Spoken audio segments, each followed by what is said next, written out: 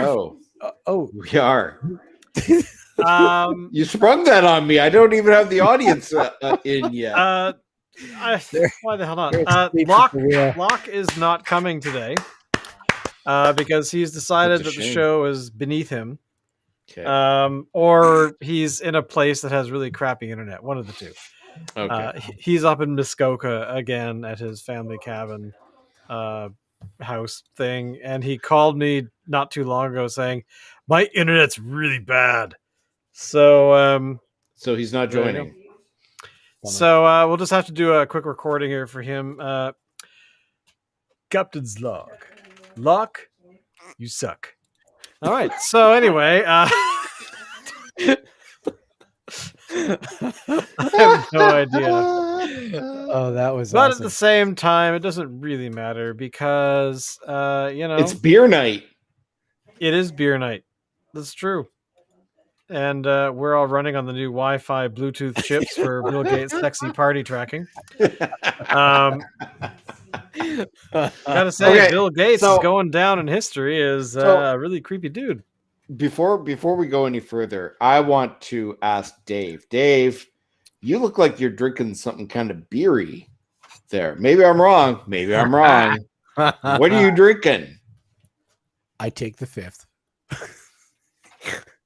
Is that what is it, Dave? Is that a locally? Oh, okay. That I know. Peace tea. Sorry, boys. Things are no better. Baloney. Basically, yeah, you suck. But that's okay. We love you anyway. Hey, well, don't feel bad, Dave, because I am drinking homebrew today. So hey, whatever. So am I the only one drinking like a craft beer?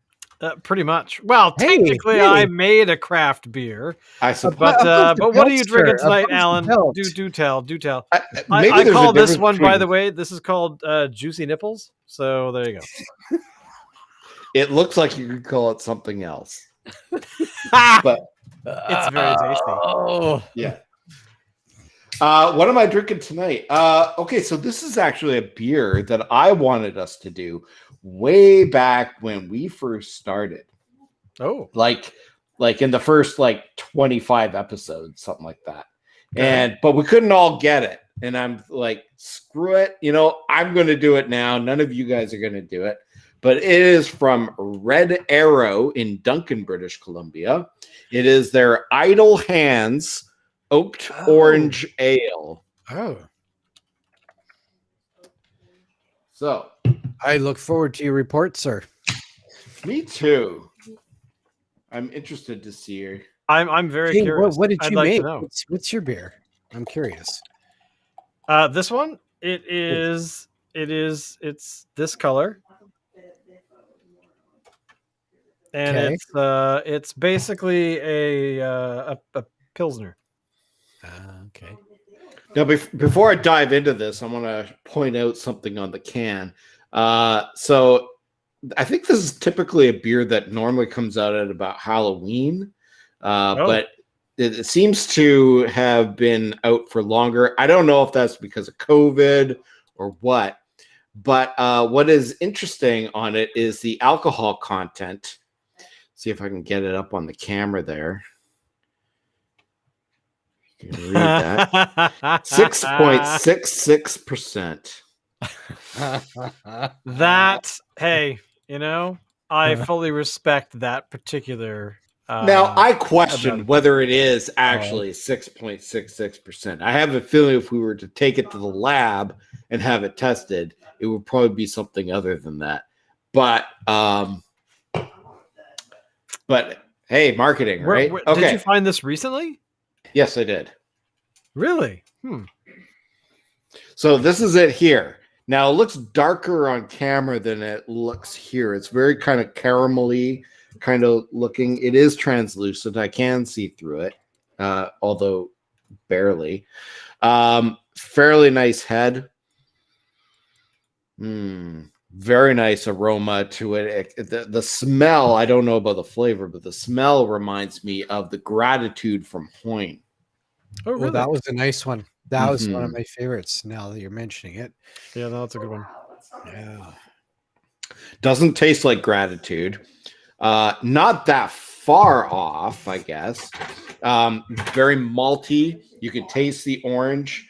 The oak definitely comes through. I don't think it's barrel aged necessarily. I think they just kind of add some oak flavoring to it. It doesn't say that it's barrel aged.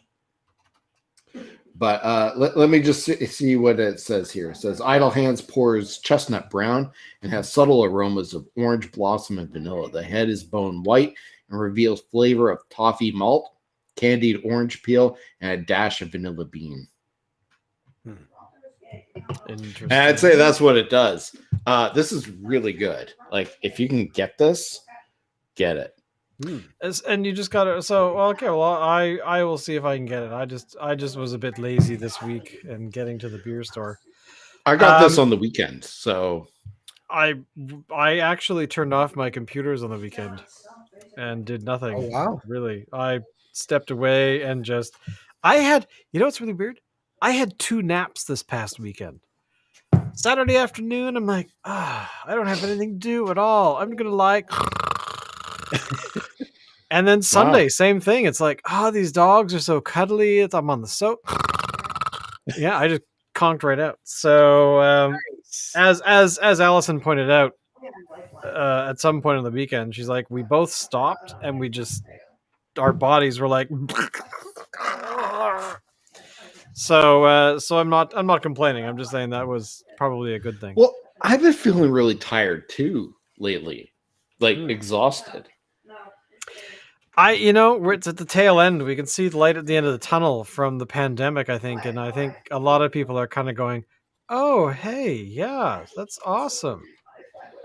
I wish it was happening a little bit earlier. Yeah. Yeah. Well, I mean, okay. So let's circle it around back to beer. Okay. So yes, projected like complete reopening by September 7th, right? If everything goes smoothly and according to plan, September 7th, which it won't. Completely, well, whatever. But anyway, the weekend after that was supposed to have been Beer Fest. Yeah. So does that mean that Beer Fest could possibly happen now? It's funny you mentioned that because I just checked their website. And there's nothing. Nope. They have made no comment about it. Well, honestly, since last they can't. year. I mean, it's a lot of people that oh.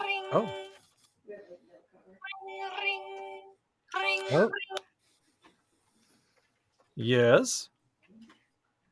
We have a caller from outside who is calling into the show right now.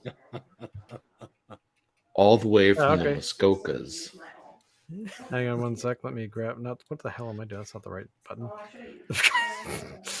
Let's see what Locke has to say. All right. So he is trying to connect. Let's see if we can make it happen. Shane is working his computer magic. Computer magic too. Yes, Alan is giving a play-by-play on the show right now.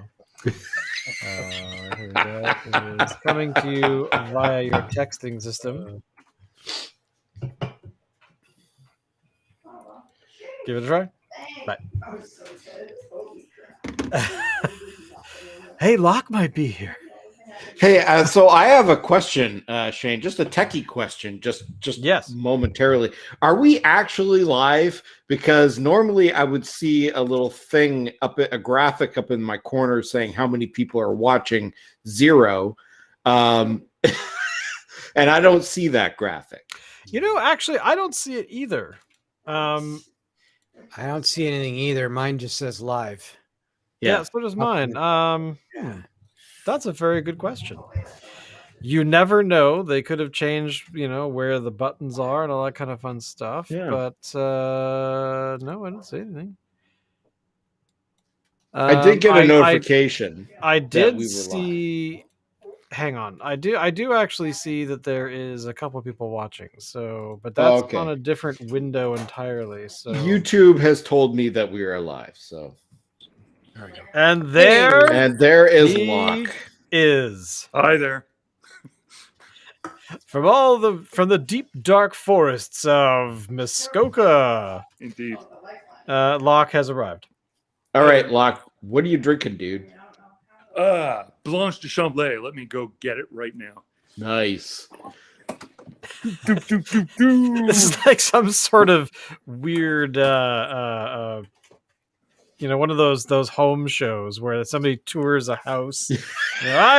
This is where I normally do things, This and is where I blah, blah, normally blah, drink blah. my beer. So that's available in cans now? Yes, it is. But Blanche, I think got there first. For that matter, you can get. I think you can get Fin de Mont in cans. Oh. I'm just used to seeing like the big bottle with the cork in it, and Yeah, me too. That's what we got used to out here on the West Coast. So what? Oh, Locke is getting a glass. I'm getting. I thought he saw like a big spider up in the rafters or I something. have the opportunity right now, as opposed to my mason jars, well, of which course. are perfect. Everybody likes mason jars. I think they're cool. Mason jars in general. Well, I was always Mason jar jealous is glass. I'm of all the about one that. that Locke was using. It's very Big Bad John's. Yes. Which, by the way, we declared earlier that Big Bad John's is indeed a pub. As opposed to, Do they have ale on tap though? I don't know. They might be a country bar because I think Yeah, they've got a I lot think of they're a lager. country I don't know bar. about Yeah. ales. Do they have ale on tap?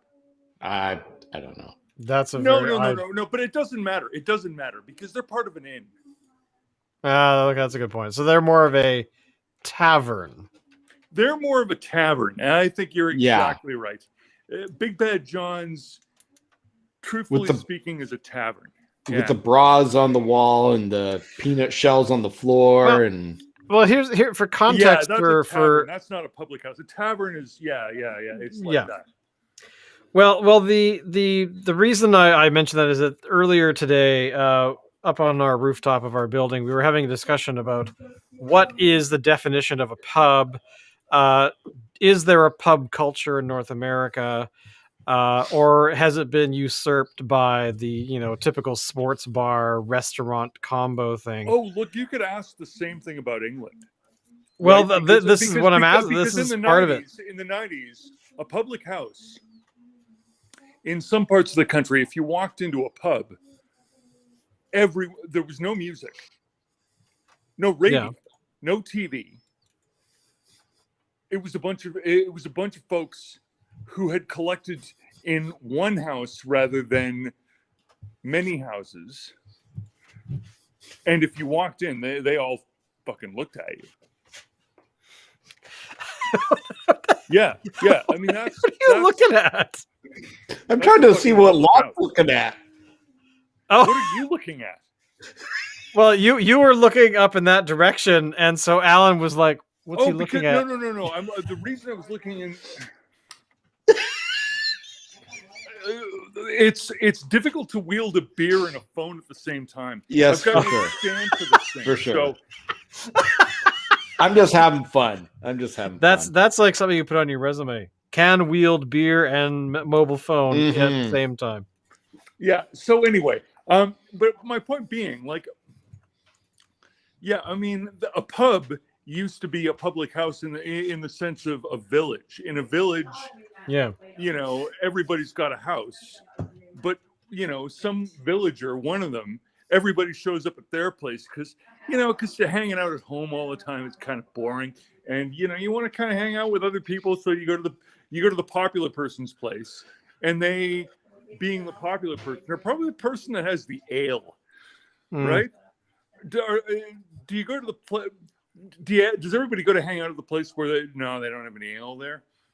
They don't know how to do ale, but let's go over there. That's fun. That'd be a great place to hang out. No, the place that everybody went to hang out was the place that had the ale, the good ale, the tasty ale. Well, The I strong watched ale. the first episode just recently of the show Peaky Blinders, and Peaky Blinders. I had never seen it, Yeah. but the very first episode, quite a bit of that episode takes place in the pub or tavern. I don't know. They didn't actually call it anything. It was just where people went to drink. So I kind of was that sort of what got me thinking about this. About That was, I think that was a tavern. is that a That was not tavern? No, that was a tavern. Alan, is that place underneath where the Bird of Paradise used to be? Mhm. Is that still there? Yes. Would you consider that to be a pub? Because it's in the basement. It doesn't serve food really, but it's booze and a small I'm bar. gonna say no. No, it's No? not a pub. What would you consider that to be then? Oh man. Oh, Like a hold tasting on! room. I've been holding this thing upside down on this time. Is that better? You were not Yes! upside down. You were right side up. But is it better now? Yes, yes, Everything it is. better and everything. Yeah. Yeah. Yeah, no. My visual was upside down. Yours wasn't. Ah. Mine was. Okay. But your powers of wielding the beer have grown considerably. So So but essentially, yeah. So anyway, so go ahead. Alan. so the thing underneath where the Bird of Paradise was, I don't know. I call it like a watering hole, maybe. I think it's too small. It doesn't serve food, so I don't think you can call it a pub. Well, this is the thing: is that a pub in my mind, in my romanticized version of what pubs were many eons ago, were basically your tiny, like Locke was saying, somebody's house who had ale. So, like there's a TV show called Being Human, I think, and it's about a werewolf and a vampire and a ghost living together in a house somewhere in England. And the first season of that show, they talk about and go to the local pub. And when they go there, it's like this. They walk like half a block down the street, go into this place on the corner, and it's just basically somebody's house where their living room has been set up so that there's a bar in one corner. They've put up this sort of wall with a big hole in the middle. That's where the taps are, and that's kind of what I always felt like a pub originally was, like this.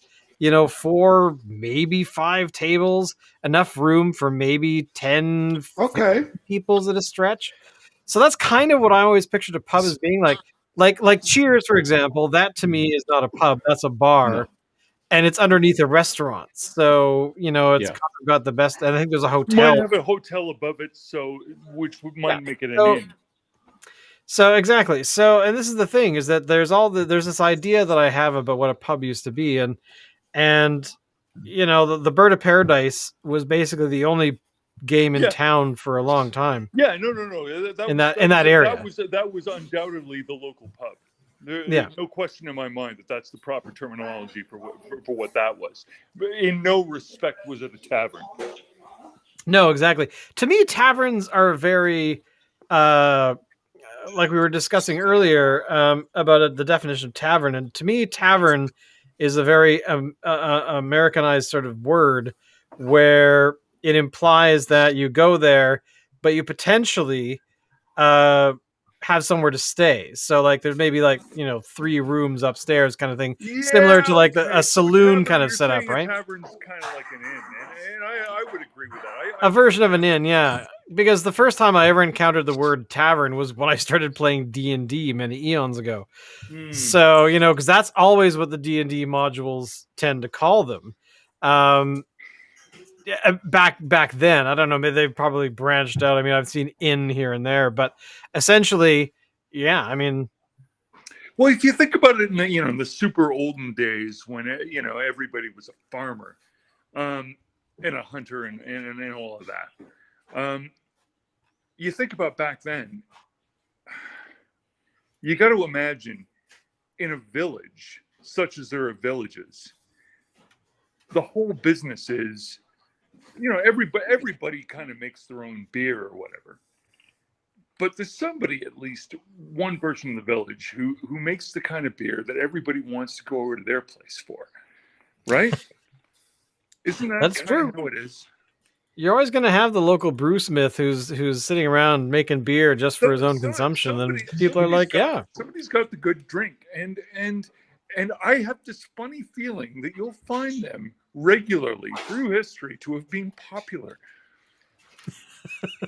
So let me ask you guys this, okay? Sticking to the same topic here, and we're going to the world of cartoons here, but in The Simpsons, Moe's Tavern, is that actually a tavern? There's nowhere for you to stay. I remember the layout of Moe's Tavern. People call stuff tavern and pub and all of that kind of thing when what they really mean is sports bar, and I'm pretty sure Moe's is a sports bar. Do they watch games there, like sporting? Well, events? they have one TV above the bar. No, a black and white TV. Watching games does not make a sports bar. What makes a sports bar is that the walls are lined with television sets. Well, exactly. And is there a television set at Moe's? Yeah, there's a television set at Moe's. It's a sports bar. And it's black Even and if white. It's only one. It's still a sports bar. It's always been black and white. Sets at pubs. So I mean, unless they're discreet, if it's a pub, maybe they're using the word pub inappropriately, or maybe the television sets are discreet. If you look at what was, according to several travel guides, the best bar in all of Canada, the Ship and Anchor in Calgary, it is a pub. It is undoubtedly a pub. The locals all go there. It is genuinely a reflection of a public house, but it also has. It's not a tavern because it doesn't have rooming, and it's not an inn. It's not a club, and it's not quite a sports bar because if you look around, sure you can watch sports. It's available, but you got to look for it. Right? Okay. That's the difference between a pub and a sports bar. In a sports bar, it's all about screens. Like, if you think about in Vancouver, my favorite sports bar, bar none, is the Charles. That is a fucking good sports bar. Well, I would agree with that because I've only been there a couple of times. I seem to recall I've been there to watch people play darts or something. What is this nightmare that you have shown us? All right, Alan. So one of our most surprising, what was it, 2019 now? The most surprising beers that we had in 2019 was the Budweiser Copper, which was Budweiser that had been aged on Jim Beam staves. Now this article is from March, so it's a couple months old. It feels like a couple years ago. Oh my god! Molson Coors is releasing a beer called Molson Common Bond, which is beer that has been has Weiser whiskey hops in it. Interesting. Which is interesting. I want to try this if I can find it. Now, here's the thing. I can't really find it anywhere. Like, it's the BC Liquor website doesn't have it. It seems to be widely available in Ontario, Locke. But I don't know. Weisers and all that. Huh? I think Weisers is popular in Ontario, yeah. Yeah. So, but I want to try this for some reason because I'm a glutton for punishment. I really want to try this one. I was looking at this article earlier today, and I want to try it. A dry hop pineapple sour. To me, something worth. Oh, so sorry. Which one is this? What's it called? It's called the dry hopped pineapple sour. Oh, from Fieldhouse Brewing. it looks like it can be pre-ordered, being released tomorrow. So there you go. Here's what I had planned to do this evening. What I had planned was a side launch called Aloha, and I have to tell you, Aloha. yeah, I have to tell you, this thing was amazing. It's so I've been complaining about the fruit punch tasting beer, right? Yeah. But that's because it always tastes like sort of orange crush fruit punch, right? Okay. So imagine it was like 1980s Kool-Aid in a sort of a cherry forward fruit punch. Interesting. It's sort of like, do you have childhood memories of the Kool-Aid man bursting through the wall, kind of Yes, like of Run course. DMC? Oh yeah. Yeah, right. It's like that. It's sure. I mean, sure. Yeah, it's fruit punch, but it's like it's the right fruit punch. It's the one that bursts with water slides and sprinklers. You know what I mean? Yeah, yeah. Right. It's a kind of burst, where you're going to get shrapnel in your eye, kind of thing. It's like those Well, yeah, those water slides used to be dangerous, but yeah, no, this thing was it tasted like the kind of fruit punch you hope it's going to be when you're a kid and it's lunchtime and they tell you that the beverage is going to be fruit punch. It was that kind of taste. the thing that pops into my mind are those. I don't know. I don't remember what they were called, but they were like Hubba Bubba, and they had like liquid in the middle. Oh yeah. Yeah, it's like those. Like you start oh. chewing it, then suddenly pop, and like your mouth is flooded with whatever. Was that Bubblicious? Actually, it could have been Bubblicious. You're right. Maybe not Hubba Bubba, but Bubblicious was just a block. It was a brick. Yeah, but they had the one like they were called. Were they called Yeah, like I remember juicers or something? Like they were like it had juice inside. What a stupid idea that was. I'm looking this up. Hubba or Bubblicious with juice. I don't even know what gum. Canadian I bubble would gum. say it was like squirts or something. They could be called squirts.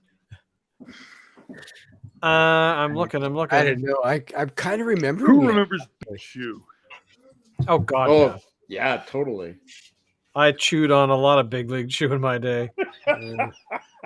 28 flavors of Bubblicious. 10 have been discontinued. They hold the Guinness Book of World Records for those bubblegum bubbles blown at one time. I remember it was available in the 80s. In June It may have been Hubba 2013, former New England Patriot tight end Aaron Hernandez was linked to a murder by his purchase of blue cotton candy Bubblicious. What? What? Okay, I'm sorry. I'm bringing that up because that went sideways on me. So here you go. This is the Wikipedia entry for Bubblicious. Apparently, in June 2013, former New England Patriots tight end. Nothing like getting busted. Wow. There you go. Cool. But no mention of the juicer thing. So maybe it was called. Maybe it was another brand. I don't know. I don't. Maybe it was Hubba Bubba. Have a look for Hubba Bubba. Well, Shane, while you're doing that, so one thing I just want to mention when we're talking about fruity beers.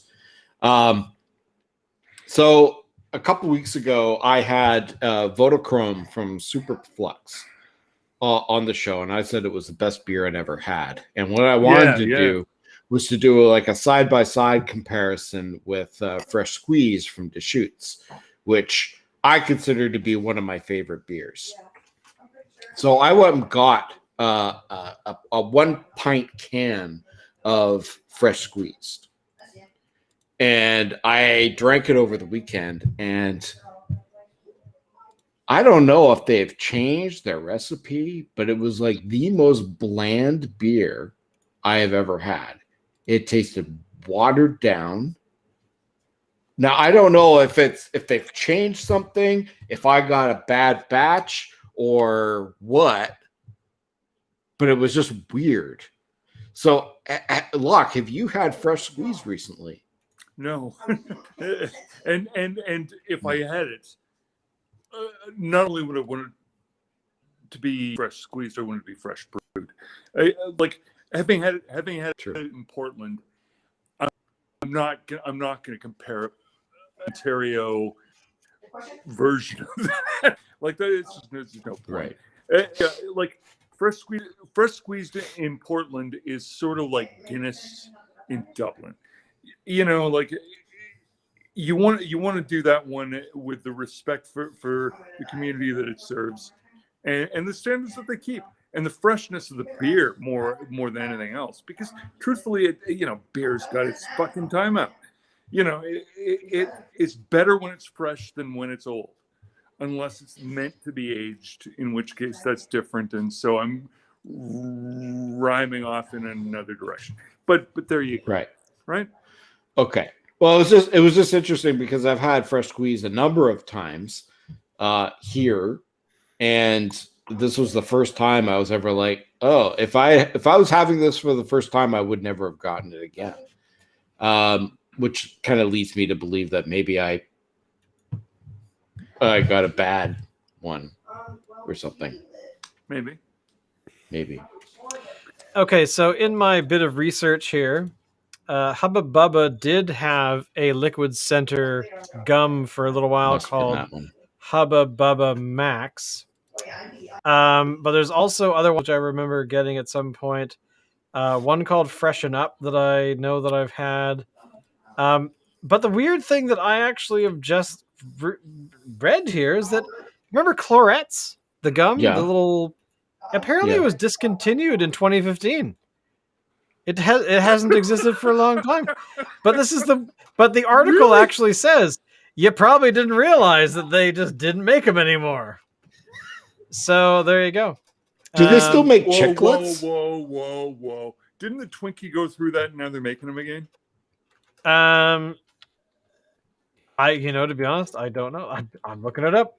That's why these things go out of. Really be wrong here. This is why these things get discontinued, because nobody notices them anymore. Exactly. Let's see. No. Oh, wait a minute. Sorry. Which candies are we saying were discontinued? Clorette's gum. The chlorophyll breath freshening gum. Yeah. Okay, yeah. All right. Who did the commercials for those? I used to buy that once in a while. Yeah, okay. Sorry, I had the wrong product. I was thinking of Tic Tacs for some reason. They still make Tic Tacs, right? Oh, yeah, they do. Oh, yeah. I see them all the time. Yeah, okay. Okay, yeah. So here you go. So the Twinkie thing is Hostess was in bankruptcy in 2012 when they filed for Chapter 11 in the U.S. They had a steady decline in sales for the previous decade. They suspected their customers had migrated to healthier foods. And they were winding down operation because of the whole problem. Bakery operations were suspended. And then about a year and a bit later, Twinkies returned because they were purchased out of bankruptcy by another company to basically keep them on store shelves. And now it's been so popular that you can buy Twinkies cereal, introduced in December of 2020. That just sounds gross. So apparently they are still back, and they also brought back a couple other things that those guys made. And they also reduced them in size to make them a little more appealing than, that's a small Twinkie. So I gotta say, okay. You want to talk about gross breakfast cereals? You can now get Tim Hortons Timbits cereals. I'm talking to a bunch of Gen Xers here. Did any of you go through the business where you were growing up and you watched enough TV to know that you were supposed to want puffed, breakfast cereals and with Cookie crisp Crisp marshmallows in them, and it was like this exotic thing, but you knew that you couldn't have that because for whatever reason you were growing up in a circumstance where you couldn't have all the things that you wanted, right? Yeah. And growing up with those advertisements and thinking, my God, this thing must be awesome. And then you get there and you get it. And oh my God, it sucks. It sucks so fucking badly. Like, what? Ghost fucking marshmallows? What? Excuse me? What the fuck is this? This is fucking garbage. This is a marshmallow. It's a dried fart. We were not. I was not allowed to have growing up. I never got to have like any of the sort of sugary cereals. I had like cornflakes and Rice Krispies, and I think the most exotic thing was, I don't know, muesli or something or granola. But when I went over to friends' houses, if they had breakfast, and I slept over, if they had breakfast cereal that I would never have, I would eat it. And so I remember gorging myself on Alphabets one time. Yes. And then the other one was E.T.'s peanut butter and chocolate cereal. That was gross. Like, I remember having it and being like, wow, this is terrible. And, eating it anyway. But years later, even though I still have, like, my brain goes, here's what it tastes like. And it, like, pumps out what it tastes. It was horrible. I remember Alphabet not being very bad. I think I had as an adult, I think I bought a box of Cookie Crisp, which was horrible. But also Captain Crunch. And that was horrible. And it was like trying to eat razor blades because it was so like sharp. Like it was like these chunks of crystalline, salt. Yeah, that's the best cereal ever. Honey or sugar, whatever the hell those things are. And it was like, cutting into you as you're trying to eat them. So yeah, I mean, it was. But ever since, maybe that was probably in my mid-20s, and then I gave up because I just like you experienced, like, what is this? It was horrible. Like it was like eating cardboard.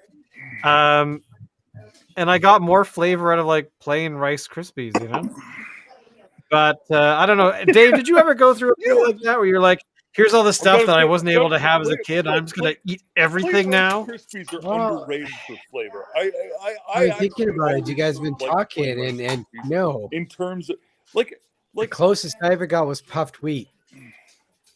That was. I remember having puffed wheat too, and I enjoyed puffed wheat. I would still eat it. Oh God! Okay. And I'm starting. But I would. Starting to get the picture here. I also like shredded biscuits, like the shredded wheat biscuit things. You break them up after you get them wet. Yeah. Weetabix? Yeah, like Weetabix, stuff like that. Yeah, I like those too. Yeah. And the sugary cereals, I don't know. They just are horrible. Like they just don't taste like much other than once you get past the taste like sugar, there's nothing else after that. So one time I saw this ad for a breakfast cereal and I wanted to have it. And I asked my parents, because I'd done really well on my report card or something, they said, yeah, okay, you could have it. And I was like, oh, I was happy as a clam. And it was grape nuts. I love grape nuts, but don't have them all at once. Okay. Not what I was expecting. Not at all. I was expecting something to taste like grape. I loved grapes. So it didn't taste like grapes at all. It was the most gross thing I'd ever had. They don't still make them though, do they? I don't think so. Actually, they do because I actually had some, I don't know, 4 or 5 months ago. Because when we bake bread, sometimes we get things like Red River cereal, may it rest in peace because it's not being made anymore. But stuff like grape nuts, just to add a bit of texture to the bread, we just throw them in. Mm-hmm. But the dangerous thing around here is that I like grape nuts, and we also we've also got some of the the generic brand of X of whatever they're called, but essentially the same thing. And I like the texture, and I will eat it every day.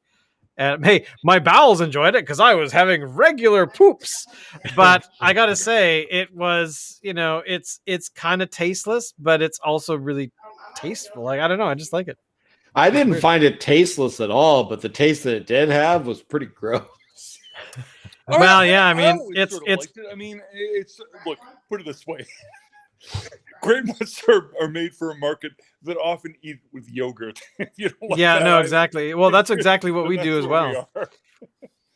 But that's the thing, is that it's one of those things that you just it's good, but you don't know it's good until you really give it a chance. And I think people that grew up on stuff like Alphabets might have been introduced much later to stuff like that. But I don't know.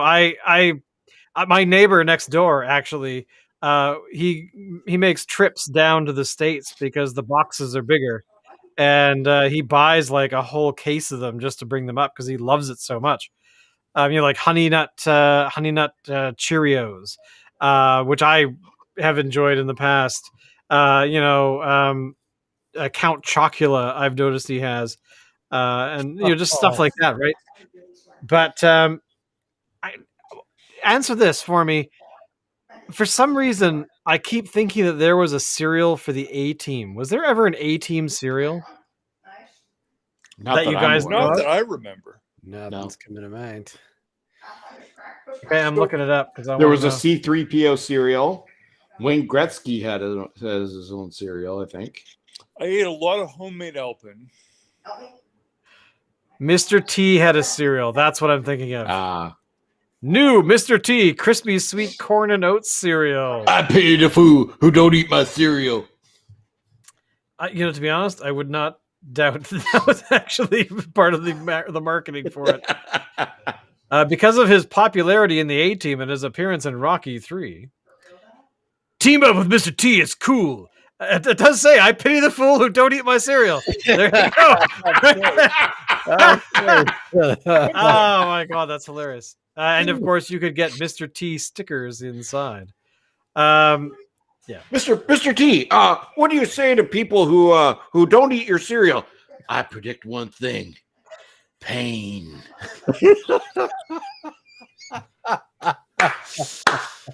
Yes, that is exactly what Mr. T predicts. I wonder where he's at now. Like, what is he? He must be pushing 80 or something by now. He actually was just in the news because he just hit like Here's what 70. I think. Here's what I find kind of 75. Think of the number of mainstream celebrities 69 that were involved with professional wrestling in the 1980s. Mr. T being one of them, Andre the Giant being another, Hulk Hogan. Right there in terms of what's his name? Sorry, Dwayne. Help me Johnson? out, guys. Yeah, Dwayne. He's Johnson. more the 90s. The Rock. 90s. Okay. he's more of a 90s guy, but look, any association with professional wrestling. So I grew up in Calgary, substantially, like from junior high on. I was in Calgary, and I know people who had the Hart brothers as gym teachers. Mm. The whole wrestling thing, like if you haven't watched Glow, I totally recommend it. I was a fan of the original wrestling show back in the 80s. I watched that like regularly. Who's your favorite wrestler from Glow? The original. Nah, spoiled for choice. I couldn't pick one. I just enjoyed watching it. Like it was exciting watching girls beat the shit out of each other on going fast. Like that's so 80s. Girls beating the shit out of each other going fast. That's as 80s as you get. Yeah. You know, like I know that when I remember being a fan of wrestling in general, it was really only after I got to living in Calgary that I understood the British Bulldogs were part of the same crew as the Hart Foundation. Yeah. As was the Iron Sheik. They were all from Stampede Wrestling. Yeah. And you know, like so I actually, you know, I knew some of the Tombses. You know, like they were related to Roddy Piper. Mm-hmm. It was crazy how much of an effect that had globally on culture generally.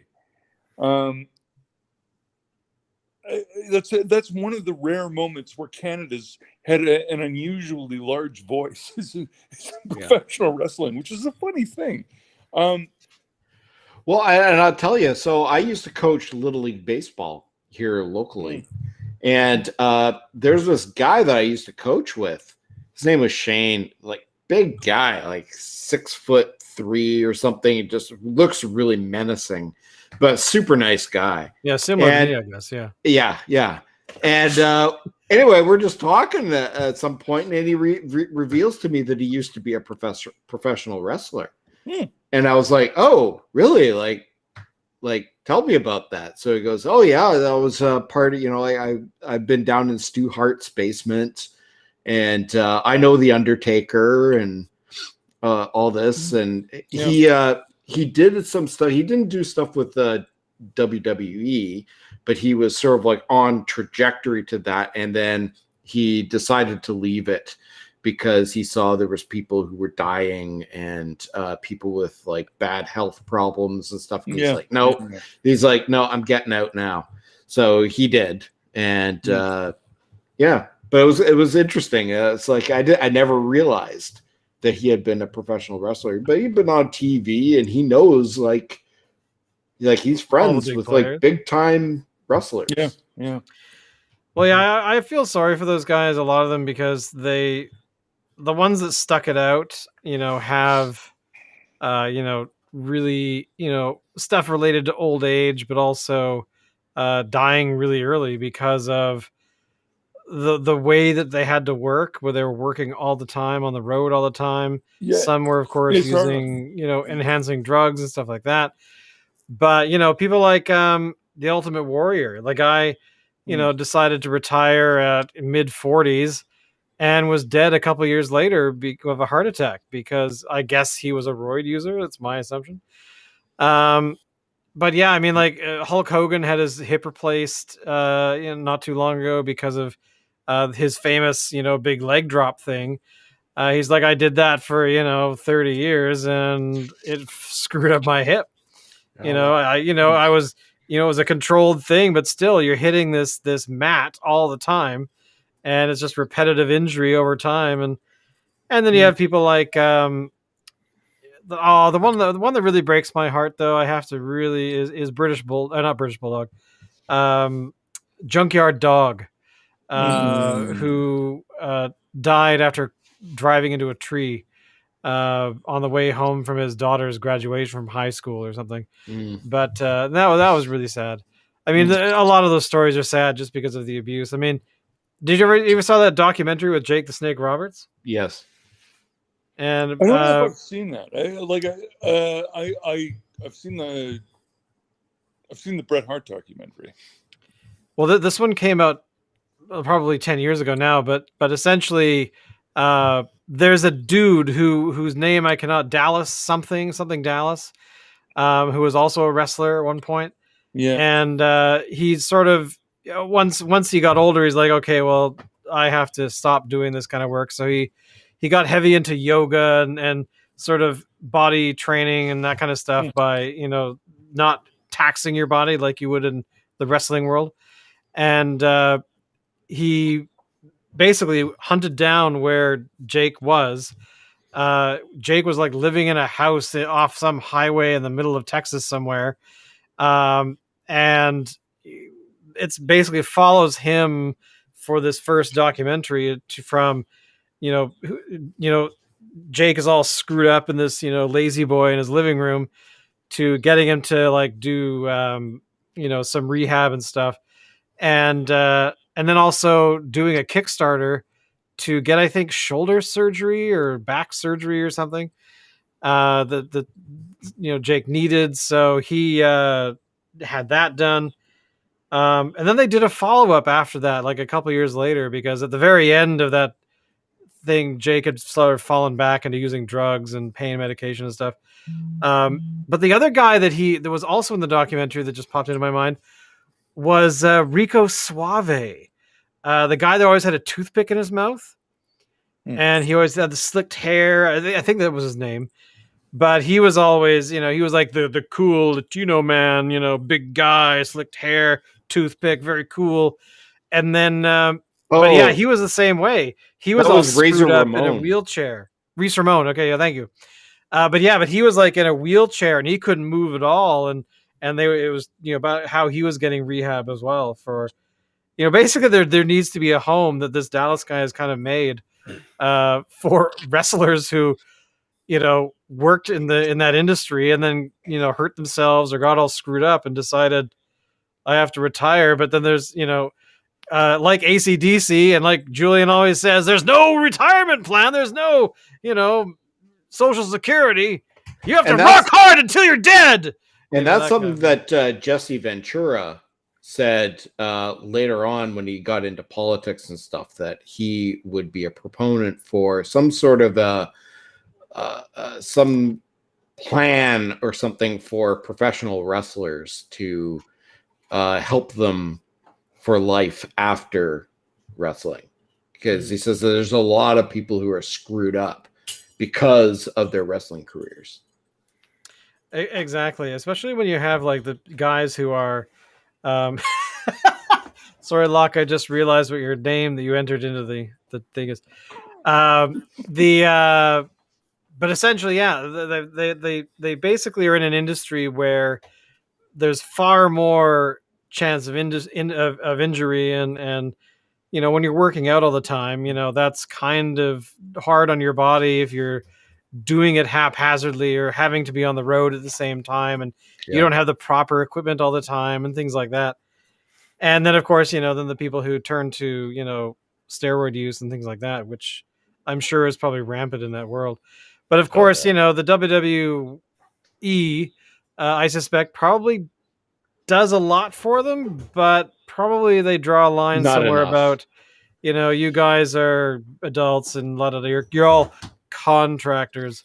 So, they don't have to provide, protection for those kind of things. Classic. Yeah, exactly.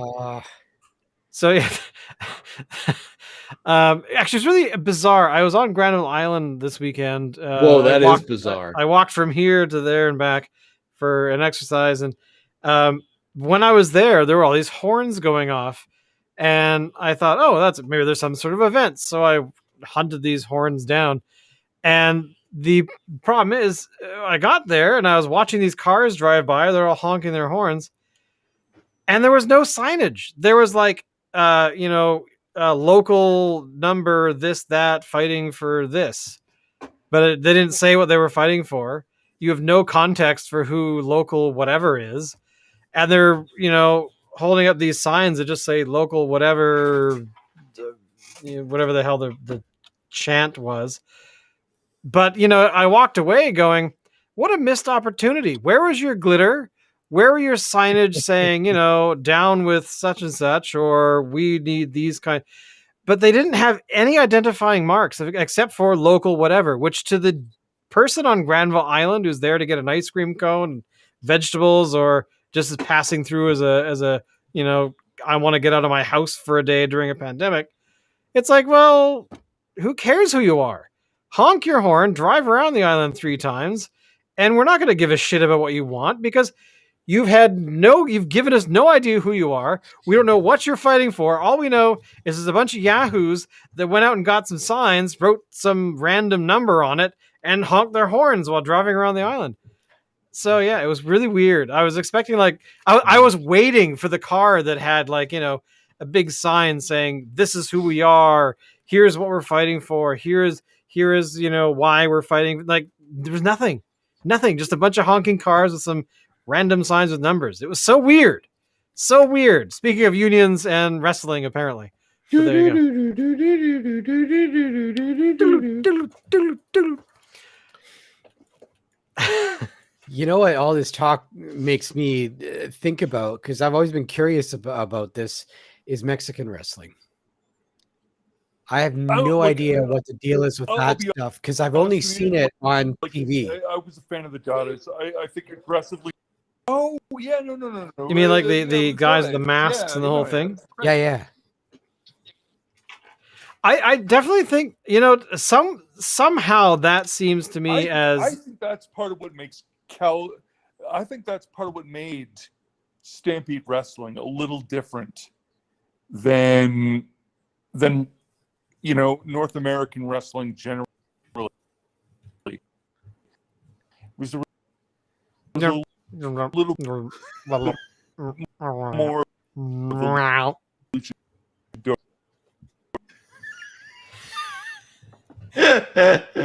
Locke's internet connection is dying out. All I heard was, I think lucid door mushroom. going on. Have no idea what you said, man. Haven't a clue. No, you're suddenly getting major lag time. Try again. Hello. Can you hear me? Sort of. Seem like your mouth and your sound are not in sync at the moment. Okay. Well, and to be honest, we've been going for 59 minutes now, so maybe we'll wrap it up here tonight. I think we've done pretty well under the circumstances. Exactly. But we'll definitely be back next week, and hopefully we'll have the same beer, Alan and myself. Because Dave is still off the beer, but whatever. Yeah, being all healthy and stuff. Again, thanks to Locke for being here, because he is, of course, 3 hours ahead of us, and it's very late where he is, and he needs to go to bed because he has to fight birds or something tomorrow. But anyway, thank you all for watching. We've had 73,000 people watching tonight, which is amazing. Thanks for all coming by. And we'll be back next week. And as always, Alan, I'm pausing to make sure that you're ready. I'm not. Yeah. Take us out.